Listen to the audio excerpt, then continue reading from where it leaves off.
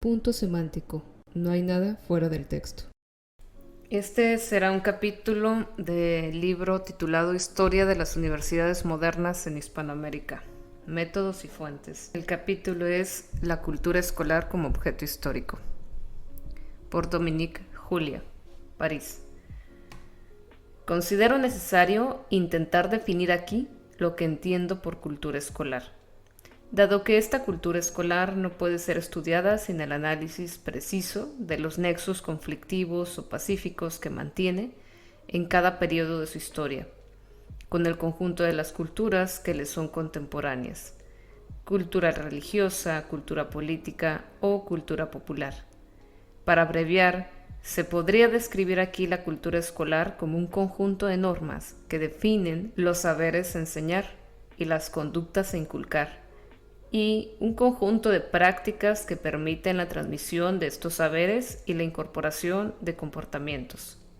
Normas y prácticas subordinadas a unas finalidades que pueden variar según las épocas, finalidades religiosas, sociopolíticas o simplemente de socialización. Las normas y las prácticas no pueden ser analizadas sin tener en cuenta el cuerpo profesional de los agentes que están llamados a obedecer estas normas y, por tanto, a establecer los dispositivos pedagógicos encargados de facilitar su aplicación, es decir, instructores y profesores.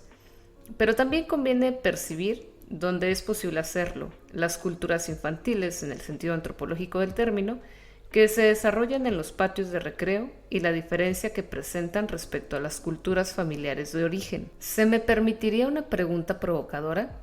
¿Disponemos en la actualidad de herramientas apropiadas para analizar históricamente esta cultura escolar?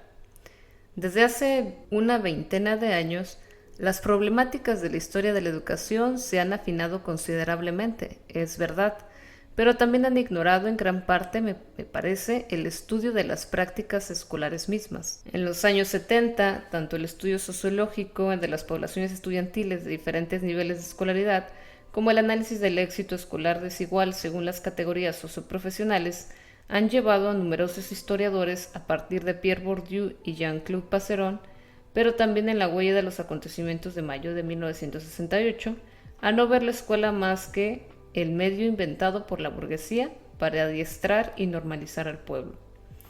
La responsable, pues, bajo la apariencia de una igualdad abstracta que transmite intactas las desigualdades heredadas, de la reproducción de las herencias culturales y de la perpetuación del mundo tal como es.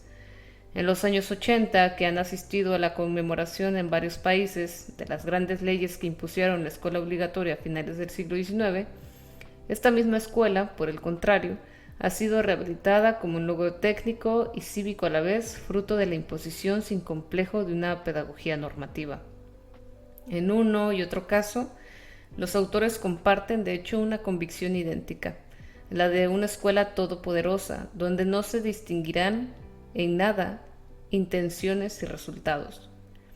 Trabajando principalmente con textos normativos, los historiadores de la pedagogía han tenido siempre la tendencia a sobrevalorar modelos y proyectos y por lo mismo a hacer de la cultura escolar algo aislado, inmune a las tensiones y contradicciones del mundo exterior.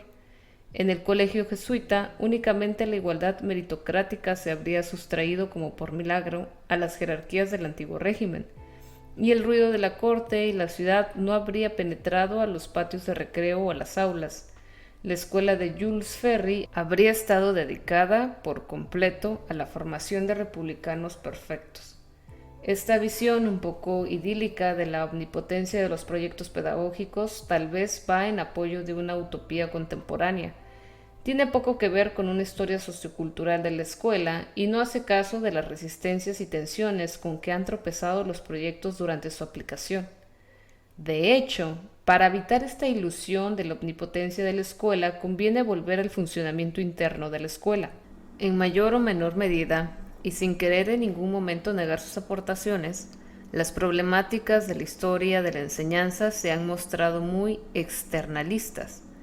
La historia de las ideas pedagógicas, que es la vía más transitada y conocida, se ha instalado por mucho tiempo en la historia de las ideas, la búsqueda, por definición interminable, de fuentes y de influencias. La historia de las instituciones educativas, No difiere fundamentalmente de las otras historias institucionales, ya se trata de instituciones militares, judiciales, etc. La historia de las poblaciones escolares, que ha tomado métodos y conceptos de la sociología, se ha interesado más en los mecanismos de selección y exclusión sociales practicados dentro de la escuela que en los trabajos escolares mismos, a partir de los cuales se establece la discriminación. Es de hecho la historia de las disciplinas escolares, ahora en plena expansión, la que busca llenar esta laguna. Intenta descubrir por medio de las prácticas docentes realizadas en el aula, así como por las grandes finalidades que han guiado la constitución de las disciplinas, el núcleo sólido que puede constituir una historia renovada de la educación. Mi disertación se limitará al periodo moderno y contemporáneo, es decir, entre los siglos XVI y XIX por varios motivos. Primero, por razones de competencia, pero también al menos por tres razones basadas en un plano epistemológico. Primera, el siglo XVI asiste a la concreción de un espacio escolar aparte con un edificio, un mobiliario y un material específicos. Lo que es cierto para las universidades desde el siglo XV se extiende entonces al nivel del colegio que ahora llamamos medio. Basta imaginar las exigencias materiales formuladas por los jesuitas cuando el gobierno de una ciudad les encargaba un establecimiento u observar los planos utilizados, pues todavía hoy se reconoce dentro del espacio urbano contemporáneo el antiguo colegio de la compañía, al nivel de la escuela elemental, si se exceptúan ciertas escuelas urbanas bien dotadas como la de los hermanos de las escuelas cristianas. El espacio escolar autónomo solo se consolida hasta el siglo XIX y sería interesante poder establecer una cronología precisa de esta conquista que acompaña los procesos de la alfabetización. Durante el periodo moderno y contemporáneo se instaura el cambio decisivo hacia la conformación del cursus en clases separadas, cada una marcando una progresión de nivel. Los primeros en llevarlo a cabo fueron los hermanos de la vida común en los Países Bajos, sistema retomado por la Universidad de París. De aquí su nombre de modus parisiensis, y difundido después tanto en los gimnasios protestantes de los países germánicos como en la Compañía de Jesús, que se le apropia desde los orígenes. Tercera, es a partir del siglo XVI que nacen los cuerpos profesionales especializados en educación, que pueden tomar la forma de corporaciones o de congregaciones religiosas, cuando, a partir de finales del siglo XVIII, los estados ilustrados intentaron tomar a la Iglesia el control tanto de la enseñanza de las élites como la del pueblo. La formación profesional de los docentes se volvió una prioridad admitida, como la atestigua, con sus diversas cronologías, el establecimiento de las escuelas llamadas normales. En un principio nacidas alrededor del monasterio de los canónigos agustinos de Sagan, del cual era abad Ignace Felbiger.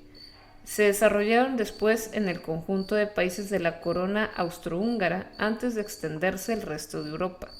Estos tres elementos, espacio separado, curso dividido en niveles y un cuerpo profesional específico, son esenciales para la constitución de una cultura escolar y justifican, pues, la restricción cronológica que me he dispuesto. Una cuestión previa. ¿Qué clase de fuentes de archivos? Antes de entrar de lleno en el tema, conviene sin embargo plantear una última cuestión. ¿A partir de qué elementos podemos examinar la cultura escolar de una manera seria? El historiador de la educación frecuentemente oscila entre dos afirmaciones contrarias, ambas igualmente falsas. Una declara que no hay innovación pedagógica, puesto que siempre se pueden descubrir antecedentes a tal novedad, y así todo ha existido desde el inicio del mundo bajo un mismo sol. La otra, por el contrario, señala la novedad de las ideas de tal pensador pedagógico respecto de sus predecesores. Por simplistas, estas afirmaciones no tienen, hablando propiamente, ningún sentido. Conviene, por el contrario, cada vez recontextualizar las fuentes de que podemos disponer, ser conscientes de que la gran inercia que percibimos a un nivel global puede acompañarse de cambios ínfimos que transforman insensiblemente el sistema interno, y no dejarnos engañar por las fuentes con frecuencia normativas que leemos. En efecto, la historia de las prácticas culturales es la más difícil de reconstruir porque no deja huellas. Lo que resulta evidente en un momento dado es necesario que sea dicho o escrito. Se podría pensar que la situación era distinta en la escuela, por estar acostumbrados a verla como el lugar por excelencia de la escritura. Ahora bien, los ejercicios escolares escritos se han conservado poco. El descrédito que se atribuye a este tipo de producción, así como la obligación en que se encuentran periódicamente los establecimientos escolares de buscar más sitio, llevan a arrojar a la basura más del 99% de la producción escolar.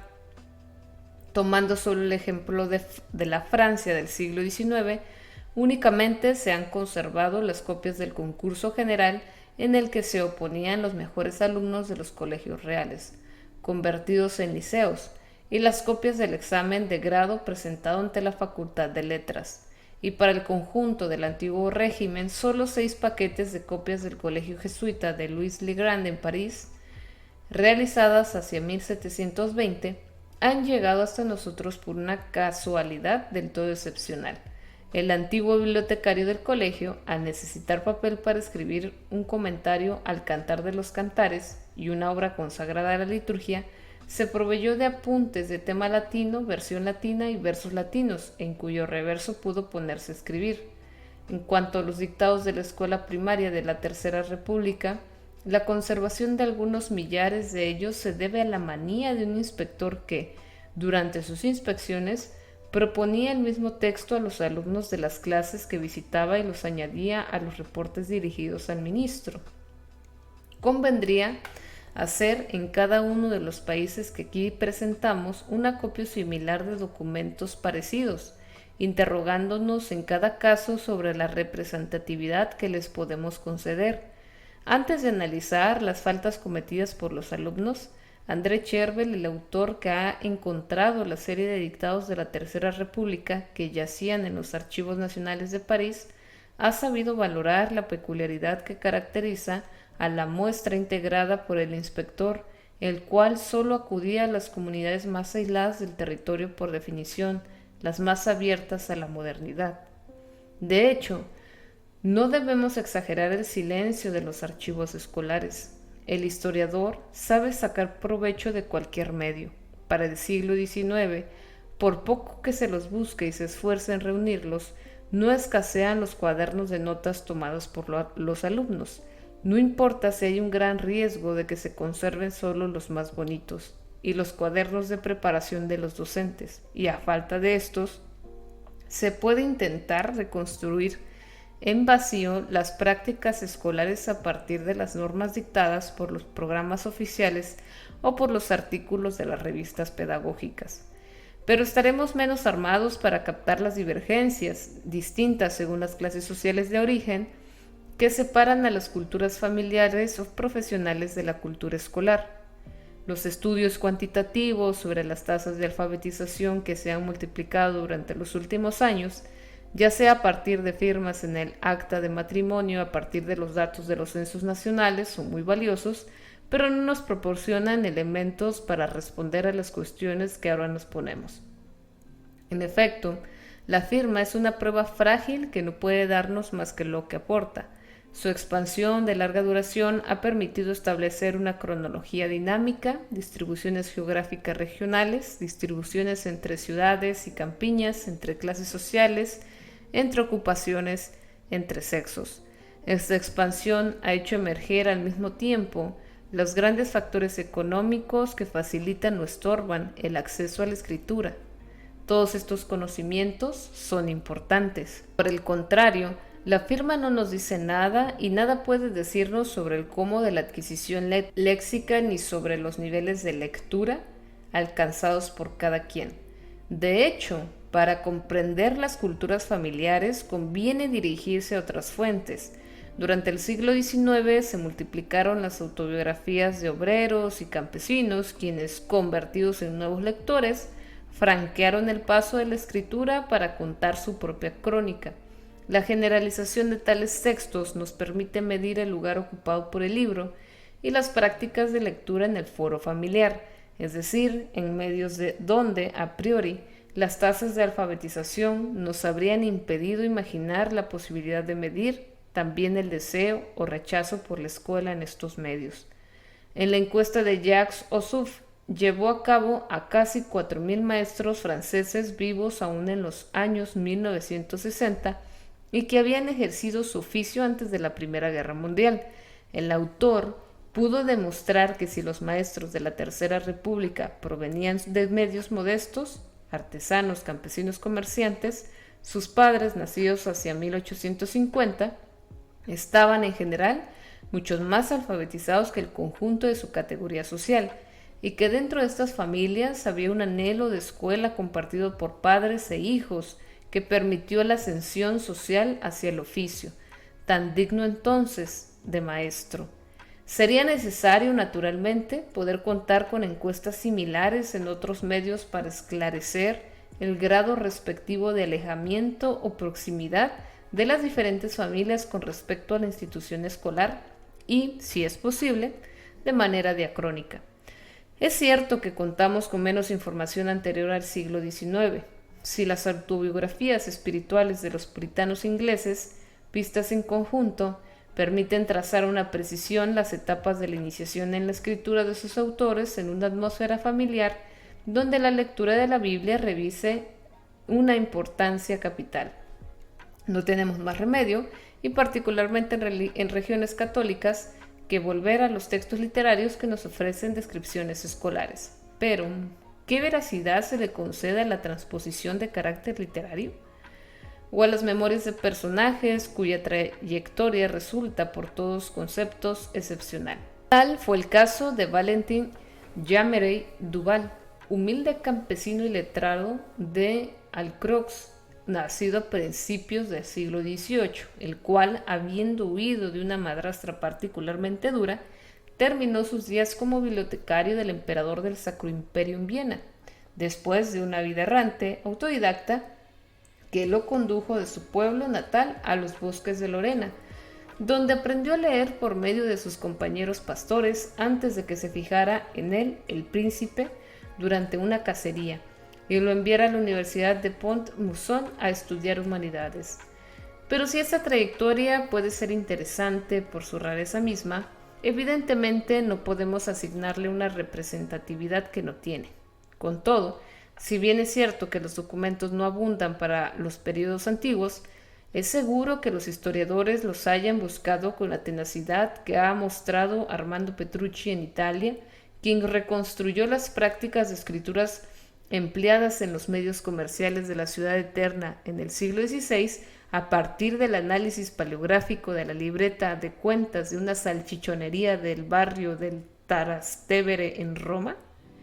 En efecto, los clientes escribían ellos mismos sus reconocimientos de adeudos en la libreta.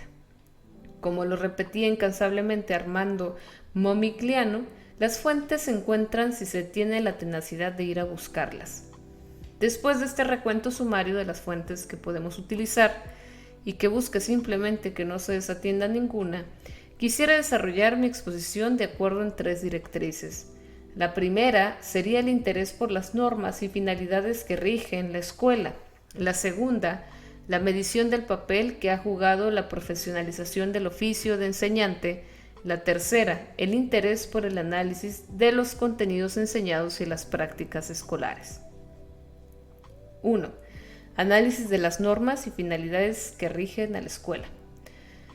No hay en historia de la educación estudio más tradicional que aquel de las normas que rigen las escuelas o los colegios, pues prestamos más atención a los textos reglamentarios y proyectos pedagógicos que a las realidades mismas.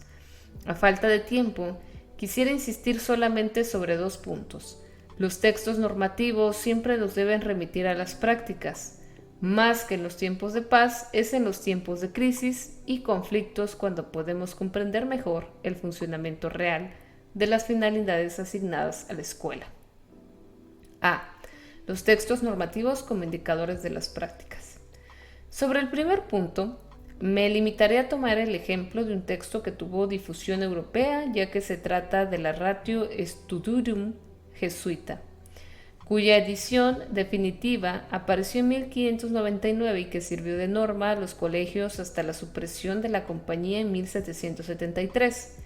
Primeramente, la ratio es tan solo uno de los innumerables programas de estudios y lecciones que abundaron durante el siglo XVI, que detallaban los autores a estudiar para cada clase, las partes a aprender de la gramática, los ejercicios a efectuar, y desde este punto de vista pertenece a un género bien establecido del cual es heredera. Pero la originalidad de la ratio jesuita deriva de la lentitud de su elaboración. No se trata solo que dos versiones sucesivas. En 1586 y en 1591 circularon por las diversas provincias antes de la publicación del texto definitivo de 1599, a 50 años de las primeras reglas del Colegio de Mesina decretadas por el padre Nadal en 1548, en el mismo momento en que las constituciones de la compañía habían previsto expresamente la redacción de un texto reglamentario destinado a unificar el modus agendi de los jesuitas. Al menos dos razones dan cuenta de esa lentitud en el proceso de redacción.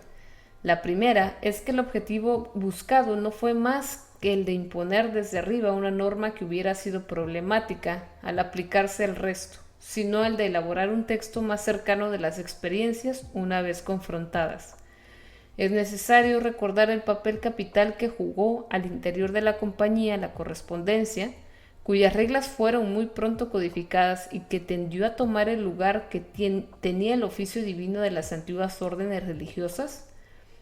Debido a esta correspondencia continua, así como las inspecciones regulares de los visitadores y la circulación de los padres mismos entre las provincias, fue que se pudo realizar una unificación de las prácticas.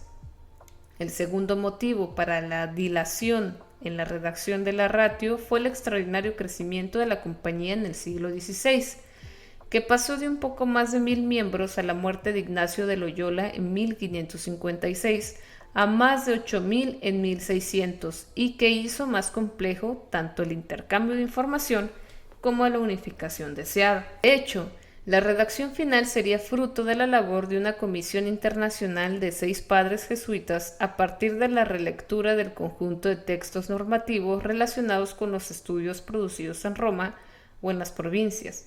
El texto definitivo de 1599 se publicó solo después de que la versión de 1591 pasó por un periodo de prueba ad experimentum durante 3 años en el conjunto de los colegios, y habiéndose tenido en cuenta la acogida y las observaciones llegadas de las provincias.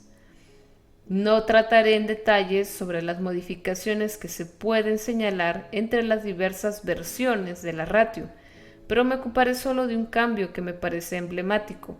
El plan fue trastocado completamente entre la versión de 1586 y la de 1591.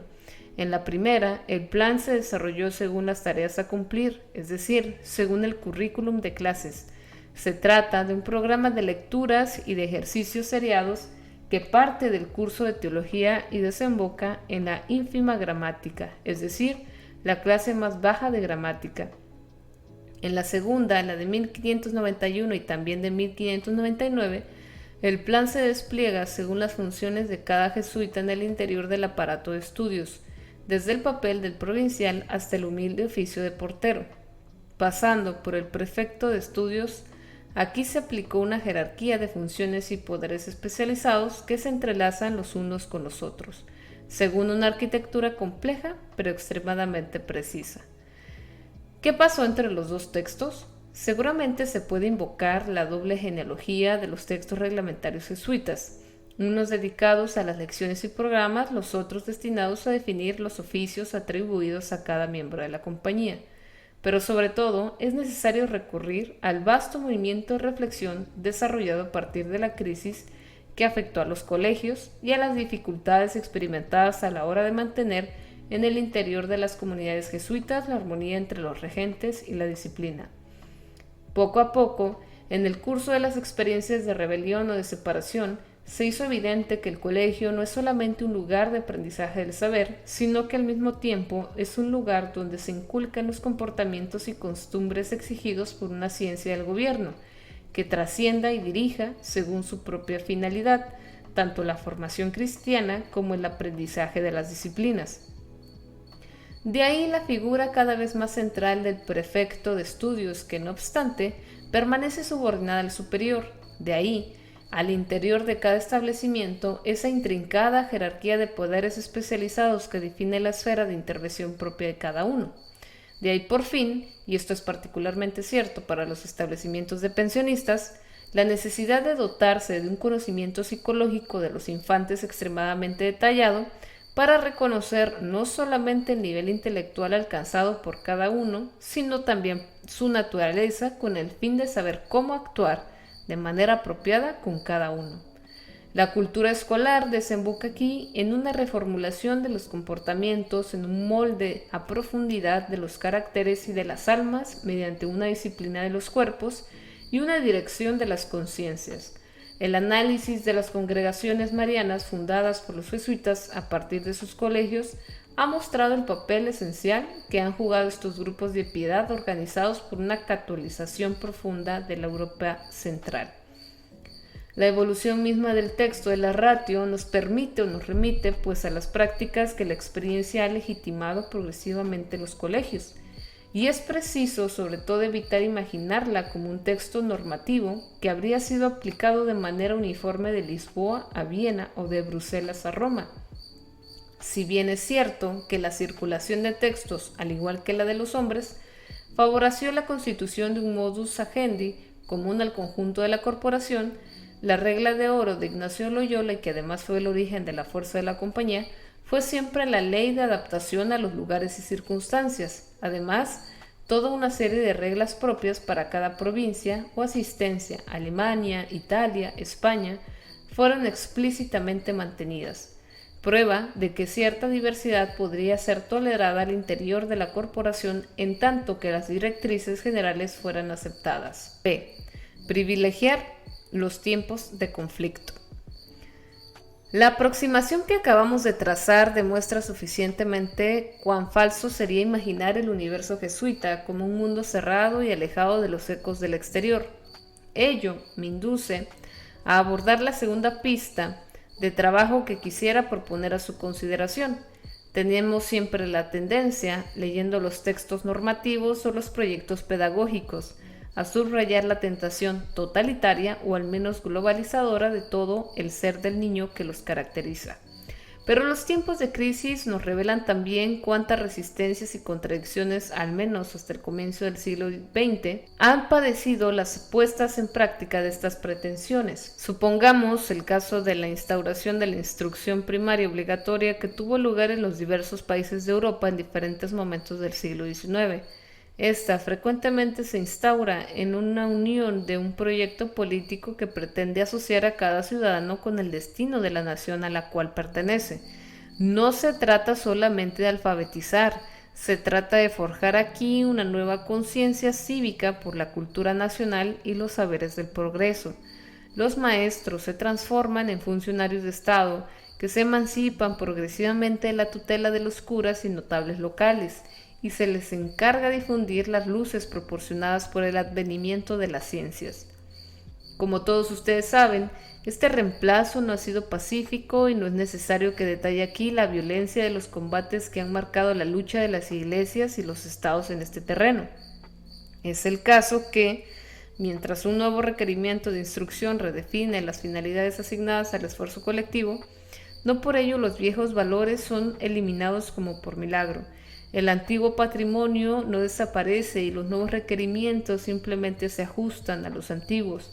De ahí las inextricables contradicciones en las que se ejerce el oficio de maestro, que constituyen su espacio de pensamiento y acción y lo protegen de los totalitarismos institucionales establecidos sobre la convergencia de todos los medios hacia un fin único.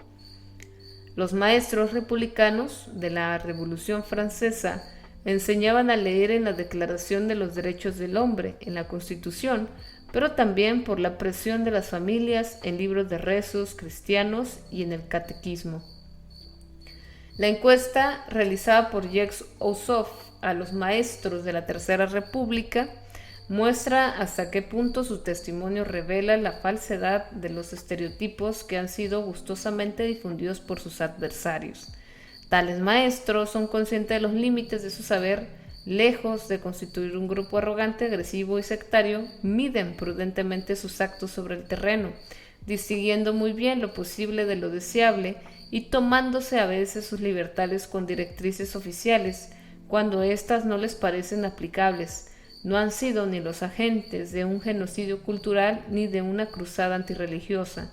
En fin, la experiencia de la instrucción cotidiana les ha enseñado que hasta la más viva de sus esperanzas, la escuela, no lo puede todo.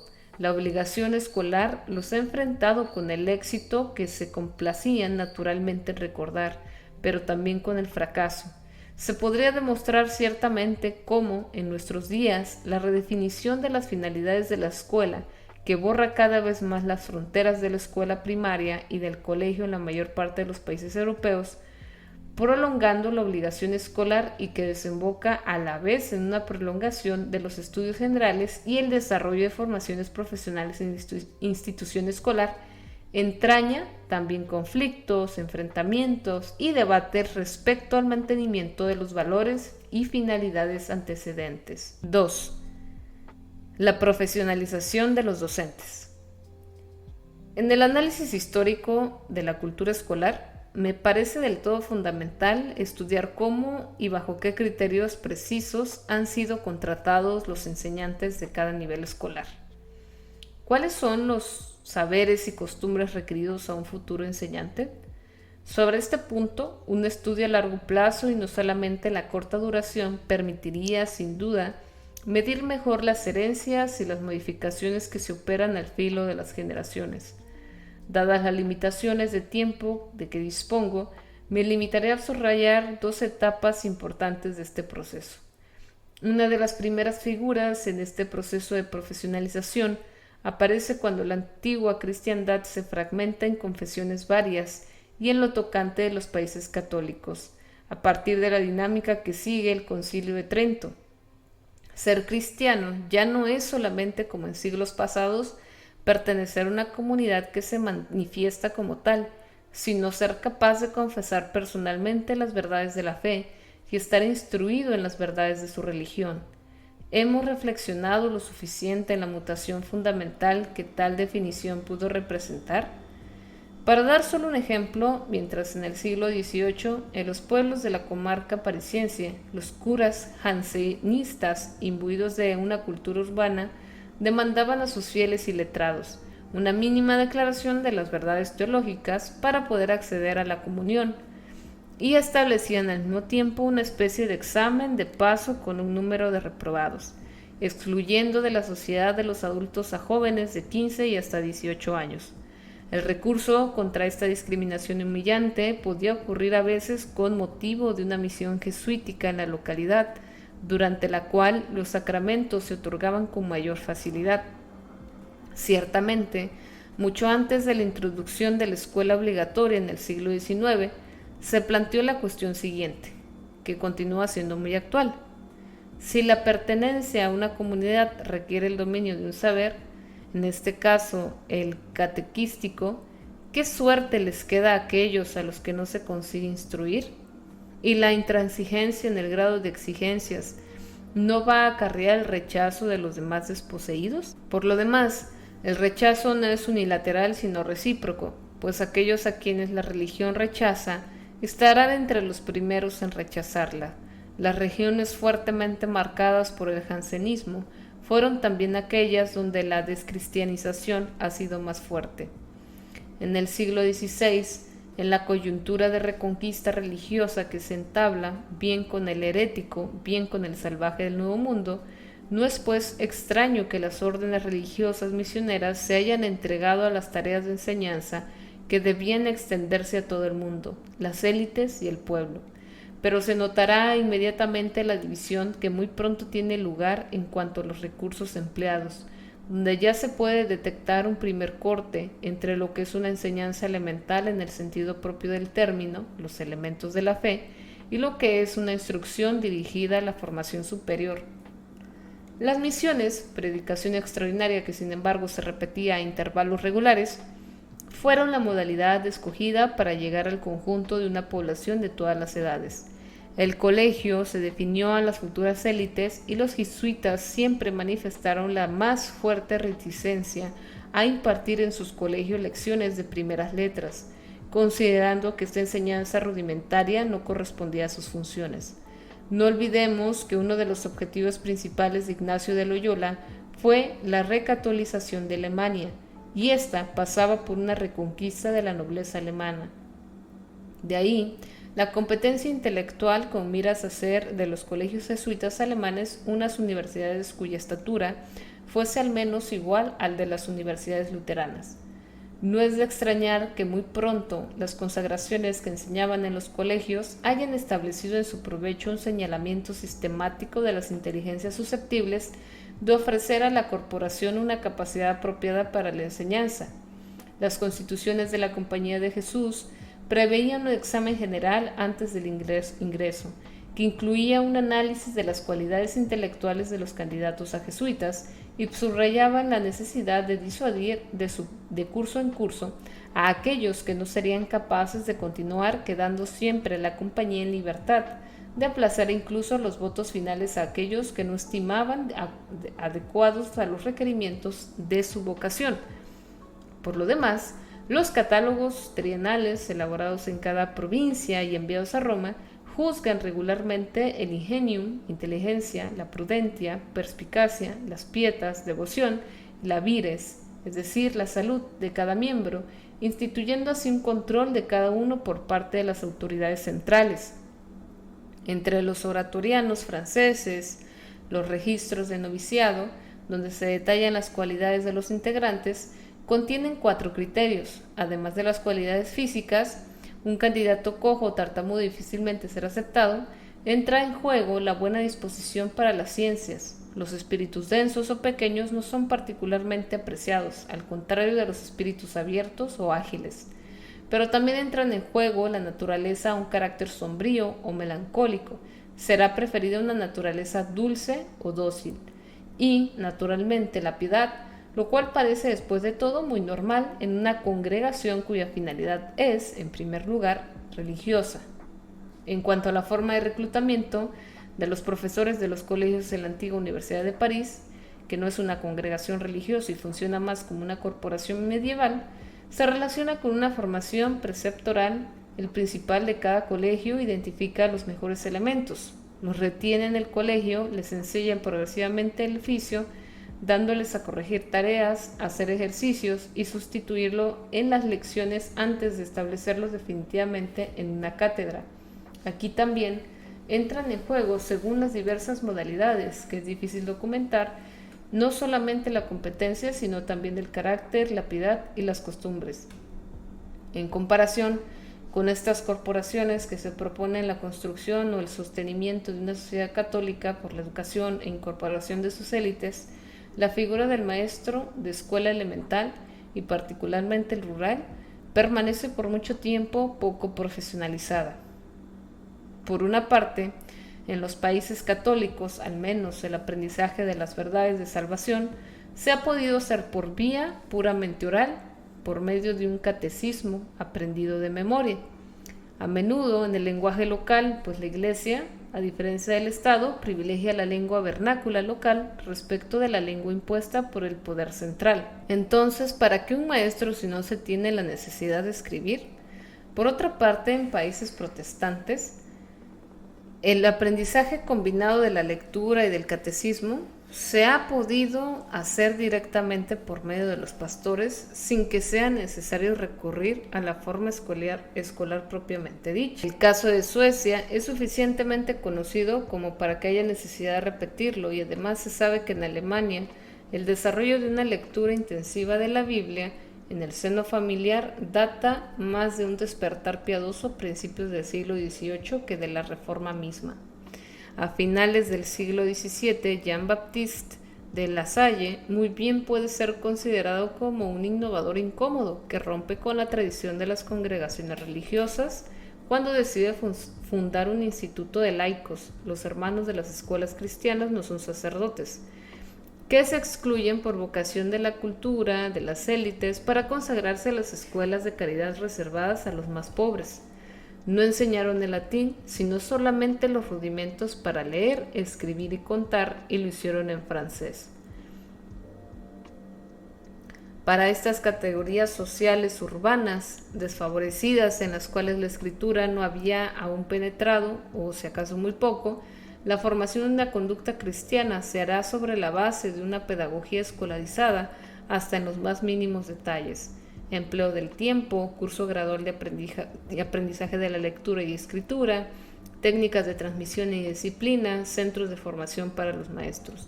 Pero es bien sabido cómo, al mismo tiempo, esta nueva figura del maestro de escuela se mantiene minoritaria bajo el antiguo régimen. La consagración de escuelas pías, fundada por José de Calasanz, para el mismo objetivo que el Instituto de Hermanos de las Escuelas Cristianas, no escapó a la presión que la desvió a ocuparse de colegios y pensionados para la élite, particularmente en Europa Central, en la medida que su fundador no había prohibido expresamente a sus miembros el ser sacerdotes. La segunda etapa de la profesionalización podría situarse en el momento en que los estados toman el relevo de las iglesias en el control de la enseñanza. Este se sitúa a finales del siglo XVIII y coincide con la supresión de la Compañía de Jesús, lo que obligó en un tiempo muy breve, 15 años, de 1759 a 1773, a los estados católicos a considerar la sustitución de profesores en cerca de 600 colegios distribuidos a través de toda la Europa católica. Analizando de manera comparativa los grandes ratio studiorum promulgadas por los diferentes príncipes ilustrados, sería necesario examinar aquí con atención el abanico de condiciones puestas para el acceso del profesorado a la enseñanza media. El momento decisivo me parece que se encuentra en el tránsito de una selección direccional producida al interior del cuerpo religioso por la única autoridad de las congregaciones o de los principales, a la del examen o del concurso, que introduce una transparencia apoyada en las pruebas escritas y orales estandarizadas. El examen o el concurso determinan, tanto en la forma de las pruebas como en el contenido de saber propuestos a los candidatos, aquella base mínima de una cultura profesional con que debían contar. En adelante, ya no será posible eliminar a un candidato si no es con pruebas ostensibles de incompetencia derivadas de las pruebas mismas y ya no sobre simples suposiciones.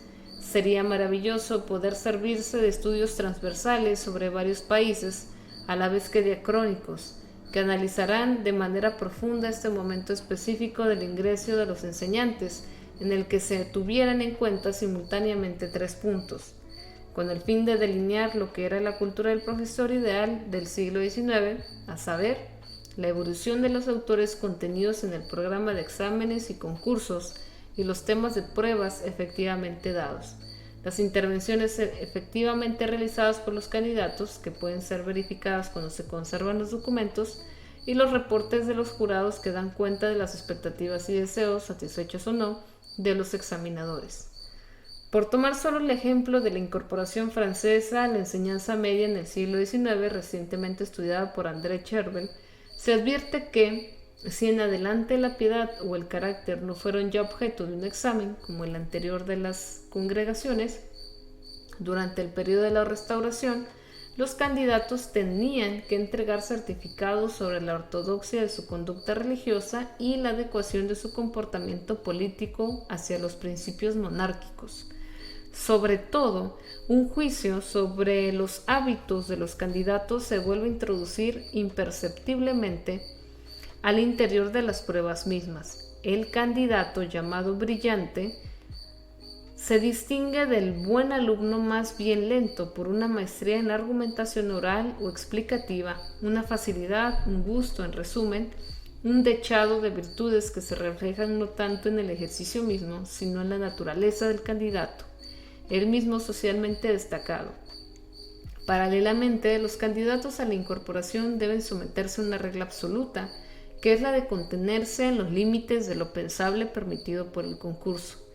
Por haber roto esta regla, el futuro historiador Hipólito Taine, alumno de la escuela normal, quien tenía todos los atributos requeridos para ser el primero en la oposición de filosofía en 1851, fue finalmente rechazado. No había pretendido tratar de las divisiones de la moral separando a ésta de la existencia divina.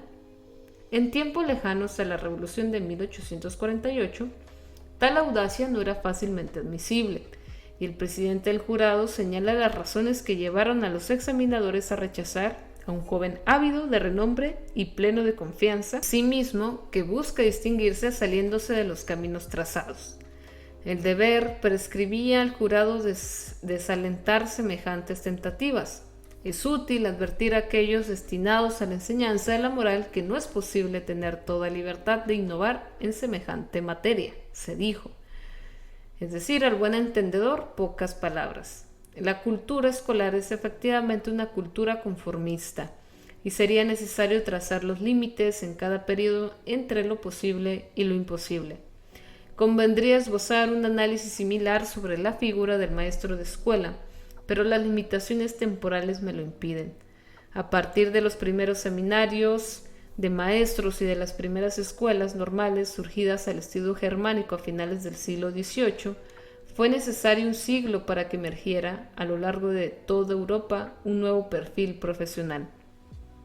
Sería necesario medir aquí las herencias del pasado, muy lentas en desaparecer.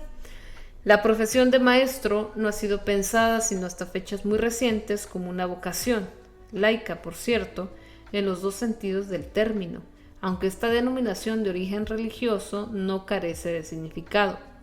También habría que discernir cómo esta figura subalterna se autonomiza y define progresivamente en el conocimiento de un oficio muy diferente al de catedrático.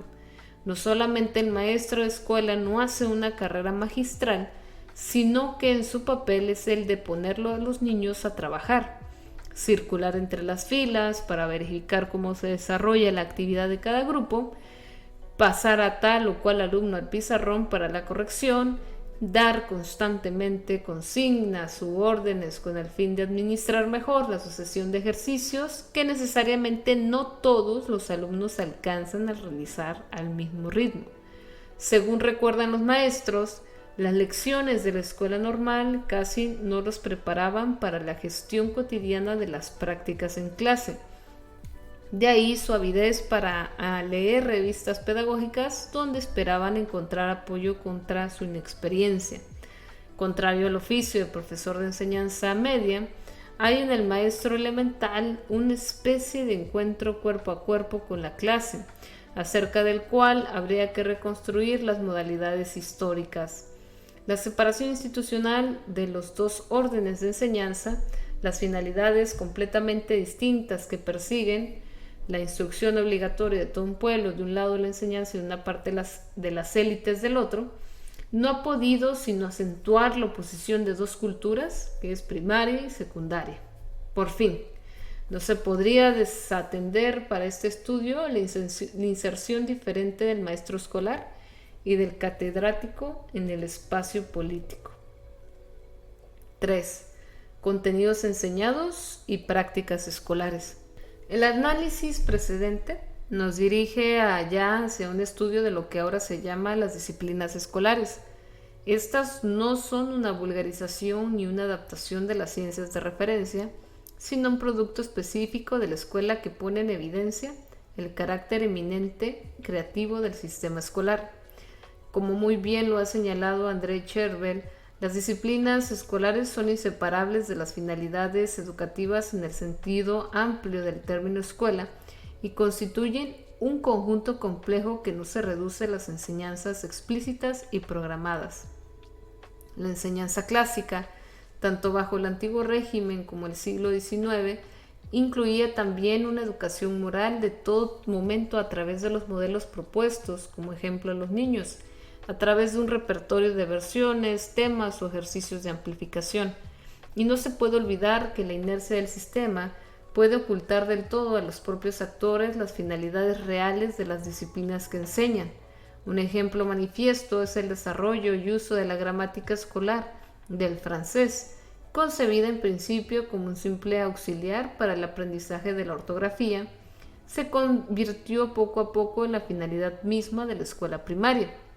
Contrariamente a las ideas aceptadas, el estudio histórico de las disciplinas escolares muestra que ante las consignas generales asignadas por la sociedad a la escuela, los enseñantes disponen de una gran libertad de maniobra. La escuela no es el lugar de la rutina y de la coacción, y el enseñante no es el agente de una didáctica que le será impuesta desde el exterior. Incluso, si la corporación a la que pertenece ejerce una presión, y se trate de visitadores de una congregación o de inspectores de diversos órdenes de enseñanza, el docente tiene siempre la posibilidad de cuestionar el carácter de su enseñanza. Su libertad será evidentemente mayor si se encuentra en los márgenes del sistema. De hecho, la única coacción que se ejerce sobre la enseñanza procede del grupo de alumnos que tiene delante, es decir, aquellas habilidades que funcionan y aquellas que no funcionan delante de este público. Los maestros entrevistados por Jacques Ussoff subrayan con pasión el sentimiento que experimentaban de ser reyes en su reino al entrar a su clase, enorgulleciéndose de las habilidades y procedimientos que inventaron, buscando someter la renovación de la pedagogía a las exigencias de una instrucción colectiva. Hacer un inventario sistemático de estas prácticas, periodo por periodo, constituiría, en mi opinión, una beta de trabajo muy interesante. Permitiría comprender las modificaciones frecuentemente imperceptibles que van surgiendo de generación en generación. Por otra parte, el cambio de público impone frecuentemente el cambio de los contenidos enseñados. Una de las primeras gramáticas escolares del francés, la de Noël y Chapsal, fue abandonada desde que la enseñanza primaria se volvió una enseñanza de masas. Su contenido se juzgó muy complicado y era necesario alcanzar rápidamente una simplificación de los métodos y de los ejercicios. Conviene examinar atentamente la evolución de las disciplinas escolares, teniendo en cuenta los diversos elementos que, en orden de importancia variable, componen esta extraña alquimia: los contenidos enseñados, los ejercicios, las prácticas de motivación y estímulo de los alumnos que fueron parte de estas innovaciones que no se perciben, pruebas de naturaleza dosimológica que aseguran el control de lo adquirido. No me detendré aquí, sino en dos de aquellas. En relación con los contenidos enseñados, gran parte del trabajo ya se ha hecho, y bien, en especial sobre los manuales escolares, pero quisiera insistir aquí sobre una doble advertencia. El manual escolar no es nada sin el uso para el que se ha sido hecho, tanto por el alumno como por el maestro. Además, ¿no hemos tenido frecuentemente la tendencia a hacer un análisis puramente ideológico de estos manuales que raya en el anacronismo? Es claro que una de las razones principales de la crisis de la escuela contemporánea y del universalismo laico que la funda ha sido la descolonización. Para los republicanos había continuidad entre la emancipación por la escuela y la emancipación por la colonización. Y los maestros de la Tercera República, cuestionados en plena guerra de Argelia en los años 60, reconocían fácilmente, en relación con este punto, que sus ojos se habían abierto muy tardíamente. Es cierto, ellos habían vibrado al unísono de las conquistas que arrancaban a los indígenas de los brujos y potentados locales y transformaban a pequeños salvajes en civilizados. Y es también cierto que la política colonial les parecía una necesidad, puesto que se trataba de apresurar el paso de todos los pueblos a la razón. Conviene, pues, recontextualizar rigurosamente los manuales de su contexto histórico. En este punto, dos pistas podrían resultar fecundadas. La primera sería analizar sistemáticamente la actitud que consistió en expurgar a los autores clásicos antiguos y reescribirlos de forma ajustada como lo hicieron los jesuitas, cuidadosos del propósito de mantener a sus alumnos al margen de las incidencias de un Terencio o un Marcial. La segunda consistiría en hacer una comparación internacional de larga duración, sobre la lista de autores enseñados tanto a nivel primario como medio y promovidos a la dignidad de autores cuyos textos eran propuestos en la consideración de los candidatos a exámenes y concursos. En Francia, en un siglo XIX que va hasta cerca de 1880, la lista de autores clásicos tiende a organizarse en la enseñanza media alrededor de algunos autores importantes del siglo de Luis XIV, mientras que 4 autores sobre 5 de los citados por los manuales de la enseñanza primaria pertenecían al siglo XIX. La lista en la enseñanza media se amplía después a los siglos XVI y XIX según una nomenclatura que no cambia casi hasta los años de 1960. Es sintomático constatar que el abandono de esta lista coincide con la explosión escolar que caracterizó el decenio de los años de 1960. Tratándose de ejercicios escolares, me parece que la veta apenas acaba de abrirse y que estamos en el corazón mismo de la caja negra de la que hablaba en la introducción. Los primeros resultados obtenidos son lo bastante prometedores como para esperar que se encontrara mucho aún. La variación de los logros escolares descubiertos en los mismos ejercicios de dictado en el intervalo de un siglo ha permitido determinar cómo ha cambiado la relación de los franceses con su propia lengua. El ejercicio de la versión latina en el siglo XVIII no era percibido por los alumnos ni corregido de la misma forma por los profesores en el siglo XVIII y en el siglo XX. El estudio diacrónico de los ejercicios nos introduce pues a una historización de las modalidades de aproximación a la escritura escolar. En este campo virgen aún, donde podemos percibir concretamente el alejamiento de la realidad respecto a la ambición inicial y la prescripción de la norma. Todo, o casi todo, queda por hacer. Conclusión. Al término de esta conferencia me doy cuenta de que las restricciones de tiempo me han obligado a tratar solo una pequeña parte del tema que había elegido para tratar. Quisiera señalar al menos 3 lagunas de mi exposición que me parecen importantes. Primero, no he hablado de la inculcación de los hábitos tal como se operó en el espacio escolar, hábitos cristianos, hábitos cívicos o simplemente civilidad pueril y honesta. Sería necesario poder seguir aquí, en el largo plazo, los manuales de piedad y de urbanidad, señalar su evolución, determinando la atención que ponen con respecto a las jerarquías sociales, pero distinguiendo también aquello que viene del fondo antiguo de los padres de la Iglesia, lo que viene de la civilidad de Erasmo o de sus contemporáneos, y lo que añaden al filo de las generaciones los manuales propios de la escuela. Pero en reciprocidad y en el mismo movimiento habría que reunir por medio de las autobiografías, así como por una historia oral, que interrogue a las viejas generaciones, todo aquello que pudo resistir a las tentativas de aculturación por parte de la escuela respecto de una cultura tradicional o de una cultura específica de tal o cual grupo social. Todo el mundo sabe que los maestros no saben todo lo que sucede en el patio de recreo, que desde hace siglos hay un folclore obsceno de los niños y hoy como ayer, que se piensa en las antiguas abadías de juventud, una cultura de los jóvenes que resiste a la inculcación.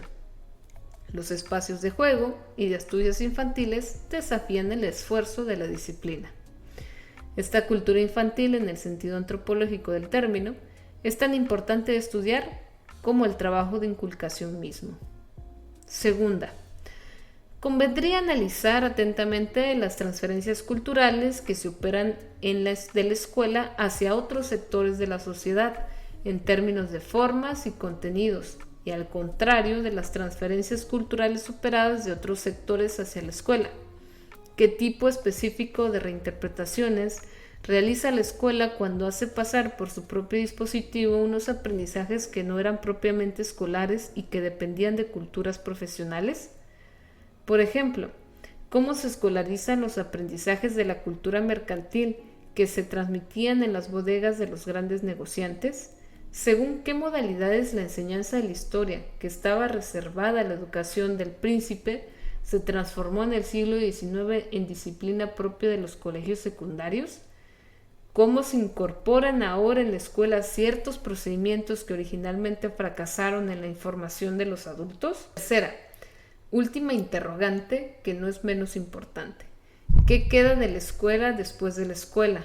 ¿Qué marcas ha dejado impresas sobre los individuos en una sociedad donde efectivamente cada vez hay más escuela, puesto que la formación no cesa de extenderse, pero donde la escuela rivaliza con medios infinitamente más fuertes como la televisión?